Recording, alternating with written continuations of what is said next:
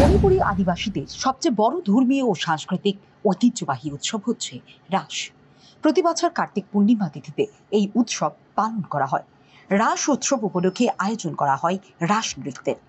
রাস নৃত্য মণিপুরের সাংস্কৃতিক ঐতিহ্যের ধ্রুপদী ধারার এক অপূর্ব শৈল্পিক সৃষ্টি। প্রতি বছর আগরতলা রাধাবান্ধব মন্দিরে আয়োজন করা হয় রাস উৎসবের। রাত ভর চলে ঐতিহ্যবাহী রাস নৃত্য। রাস উৎসবকে কেন্দ্র করে এবছর মণিপুরী সম্প্রদায়ের মানুষের মধ্যে ব্যাপক উৎসাহ উদ্দীপনা লক্ষ্য করা গেছে।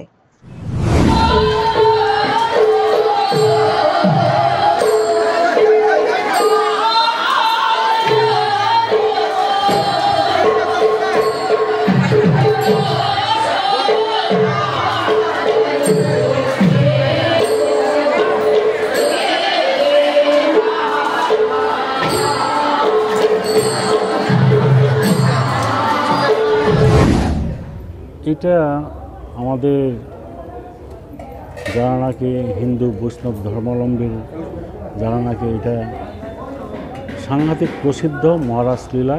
এটা বিগ্রহ রাধা মাধব, এই রাধাকৃষ্ণ এখানে সমাগম হয়ে রাসলীলা চক্রের ভিতরে আগমন হবে। এরপর বৃন্দারা নাচ আরম্ভ করবে। এটার মধ্যে 26 জন বৃন্দা গোপীরা অংশগ্রহণ করে। এটা সারা রাত যাবৎ এই ভগবানের চরণে এই গোপীরা নিবেদন করবে, অর্পণ করবে। রাস এটা আরম্ভ হবে রাত 10টা থেকে, এটা ভোর 4টা 5টা অবধি আরম্ভ এই রাস চলছে। এই রাস সমাপ্তর পরে গোপী ভোজনে মিষ্টান্ন খেয়েই রাধা মাধবের চরণ ধুলি নিয়েই তারা সমাপ্ত করা হয়।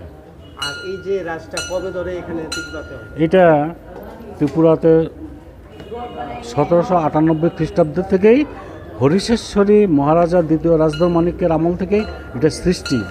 তখন মণিপুরে ছিল মেঘলিপাড়াত, খয়েরপুর মেঘলিপাড়াত মণিপুরে ছিল। তখন থেকে এই অবধি এখনও এই হিন্দু সম্প্রদায় মণিপুরীরা, বৈষ্ণব ধর্মাবলম্বীরা এই রাধাকৃষ্ণের যে রাসলীলাটা ধরে রেখেছে, এখনও চলছে। আমাদের নিয়ম কানুন নীতি নিয়ম অনুসারে এখনও চলছে। হ্যাঁ, ভবিষ্যতেও থাকবে।